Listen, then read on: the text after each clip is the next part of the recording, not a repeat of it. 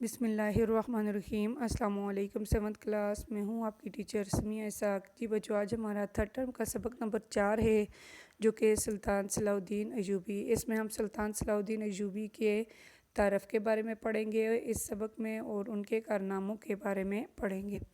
سب سے پہلے سلطان صلاح الدین ایوبی کا تعارف پڑھ لیتے ہیں۔ سلطان صلاح الدین ایوبی کا اصل نام جو تھا وہ یوسف تھا۔ آپ 1138 عیسوی میں عراق کے شہر تکریت میں پیدا ہوئے۔ آپ کے والد کا نام نجم الدین ایوب تھا۔ آپ کے والد جو تھے وہ عراق اور شام کے حکمران نور الدین زنگی کی فوج میں اعلیٰ افسر تھے۔ صلاح الدین ایوبی بھی اپنے والد کی طرح، اپنے باپ کی طرح نور الدین کی فوج میں شامل ہو گئے۔ 1168 عیسوی میں نور الدین زنگی کا انتقال ہوا اور اس کا بیٹا ملک صالح جو تھا وہ حکمران بنا، لیکن وہ ایک نااہل حکمران ثابت ہوا، یعنی کہ اس میں حکمرانی کرنے کی جو اہلیت تھی وہ اس کے اندر موجود نہیں تھی۔ اس کی کمزوریوں کا عیسائیوں نے فائدہ اٹھانا چاہا اور دارالحکومت جو ان کا تھا دمشق، اس پر قبضہ کرنے کا منصوبہ بنایا۔ جب سلطان صلاح الدین ایوبی کو ان کے منصوبے کے بارے میں پتہ چلا تو وہ دمشق کی جانب بڑھے اور انہوں نے ملک صالح کو برطرف کر دیا۔ برطرف کا مطلب یعنی کہ اس کو حکومت سے ہٹا دیا اور خود حکومت سنبھال لی۔ ان کی بادشاہت کو دوسرے ممالک نے بھی تسلیم کر لیا۔ کس وجہ سے تسلیم کر لیا؟ کیونکہ سلطان صلاح الدین ایوبی جو تھے وہ تاریخ اسلام کے بہت بڑے نام والے مجاہد اور ایک عظیم سپہ سالار تھے۔ اس کے بعد سلطان صلاح الدین ایوبی نے اور ارد گرد کی جو بھی مزید ریاستیں تھیں ان کو بھی فتح کیا، اور اس طرح سلطان صلاح الدین ایوبی جو تھے وہ خود مختار حکمران بن گئے۔ جی بچوں، یہاں تک تھا تعارف۔ اب ہم سلطان صلاح الدین ایوبی کے ایک بڑے کارنامے کے بارے میں پڑھتے ہیں۔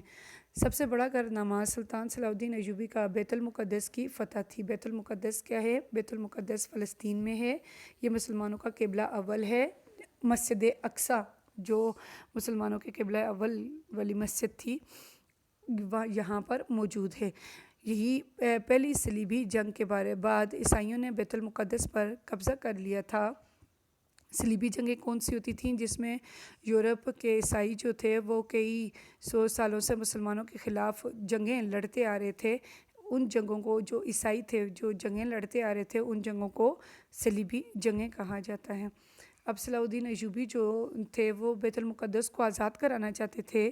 اس کے لیے انہوں نے 1187 عیسوی میں صلاح الدین ایوبی نے بیت المقدس پر حملہ کر دیا۔ انہوں نے شہر کا محاصرہ کیا اور منجنیق کے ذریعے سے شہر پر حملہ کیا۔ یہ ایک ایسی مشین ہوتی تھی جس کے ذریعے سے پتھر، جس میں باری باری پتھر رکھ کر پھینکے جاتے تھے، جو کہ بہت فاصلے پر جا کر گرتے تھے، بہت دور جا کر گرتے تھے، اور اس کے بعد جو شہر والے ہوتے تھے وہ ہتھیار ڈالنے پر مجبور ہو جاتے تھے کہ ان کے پاس بچنے کا کوئی راستہ نہیں ہوتا تھا۔ اس طرح سلطان صلاح الدین ایوبی نے بیت المقدس کو فتح کیا۔ اب پہلی صلیبی جنگ کے بعد جو عیسائیوں نے مسلمانوں پر بہت زیادہ مظالم ڈھائے تھے، تو ان کا بدلہ لینے کے بجائے سلطان صلاح الدین ایوبی نے یہ اعلان کیا تھا کہ اگر عیسائی فدیہ ادا کریں، یعنی کہ پیسے ادا کریں، اور 40 دن کے اندر سلامتی کے ساتھ شہر سے نکل جائیں تو انہیں کچھ بھی نہیں کہا جائے گا۔ اب بہت سے شہری جو تھے انہوں نے فدیہ، اور بہت سے ایسے شہری تھے جو فدیہ ادا نہیں کر سکتے تھے، ان کو بھی سلطان صلاح الدین ایوبی نے ویسے ہی چھوڑ دیا۔ ایک مورخ لین پول جو ہے وہ سلطان صلاح الدین ایوبی کی عظمت کے بارے میں لکھتا ہے کہ جس دوران عیسائیوں کو شہر سے نکالا گیا تھا، کہا گیا کہ اس دوران ایسا کوئی بھی واقعہ نہیں پیش آیا جس میں کسی عیسائی پر زیادتی کی گئی ہو۔ حالانکہ دیکھا جائے پہلے تو عیسائیوں نے جب پہلی صلیبی جنگ ہوئی تھی اس کے بعد انہوں نے مسلمانوں پر ہر قسم کے مظالم ڈھائے تھے۔ بیت المقدس یعنی کہ مسجد اقصی کی گنبد پر عیسائیوں نے اپنی صلیب لگائی ہوئی تھی، جو ان کا نشان ہوتا ہے۔ وہ فتح کے بعد اس صلیب کو ہٹا دیا گیا اور مسجد اقصی کو بحال کر دیا گیا۔ سلطان صلاح الدین بحال کر دیا گیا مطلب کیا کہ مسجد اقصی میں پہلے کی طرح نماز کی ادائیگی ہونے لگی۔ صلاح الدین ایوبی نے مسجد اقصی میں نماز جمعہ ادا کی، اور اس کی فتح میں بہت سے شفا خانے، یعنی کہ ہاسپٹل آپ کہہ سکتے ہیں، اسپتال اور مدرسے بنائے گئے۔ بیت المقدس کی فتح جو تھی وہ اس کا جو جشن تھا وہ پوری اسلامی دنیا نے منایا تھا۔ اب آ جاتے ہیں سلطان صلاح الدین ایوبی کی خدمات۔ سلطان صلاح الدین ایوبی جو تھے وہ علم سے بہت زیادہ محبت کرتے تھے، اور جو علم والے لوگ ہوتے تھے، جو اہل علم تھے، ان کی قدر بھی بہت زیادہ کرتے تھے۔ تو آپ نے علماء، فضلاء، شعراء جو تھے اور ادیب جو تھے ان کی تنخواہیں مقرر کر رکھی تھیں، اور ان کے اچھے کام کی وجہ سے، ان کے علم کی وجہ سے ان کو وقتاً فوقتاً انعام و اکرام بھی نوازتے رہتے تھے۔ آپ کی مجلس میں ہر وقت ذہین لوگ، اہل دانش لوگ جمع رہتے تھے۔ آپ نے جگہ جگہ مدرسے اور کتب خانے بنائے، کیونکہ آپ کو علم سے محبت تھی، تو آپ کا زیادہ جو کام تھا وہ مدرسے اور کتب خانے بنانے پہ تھا۔ آپ نے کئی شفا خانے، مسافر خانے اور مساجد جو ہیں وہ بھی تعمیر کروائیں، جو کہ آج بھی مصر اور شام میں کسی نہ کسی صورت میں موجود ہیں۔ آپ یتیموں، بیواؤں اور بے سہاروں کا خاص خیال رکھتے تھے۔ یتیم وہ جن کے والد مر جاتے ہیں، بیوہ وہ جن کے شوہر مر جاتے ہیں، اور بے سہارا وہ جن کا کوئی بھی نہیں ہوتا، ان کا بہت زیادہ خیال رکھتے تھے۔ حکومت کی ساری آمدنی، جو بھی ان کو حکومت میں فائدہ پہنچتا تھا، حکومت میں جو آمدنی جمع ہوتی تھی، تو اس کو لوگوں کی بہتری کے لیے، فلاح و بہبود کے کاموں پر خرچ کر دیتے تھے۔ رعایا یعنی کہ عوام کی خبر گیری کرتے تھے، اور ان کی مسائل کے لیے کھلی کچہری لگائی جاتی تھی۔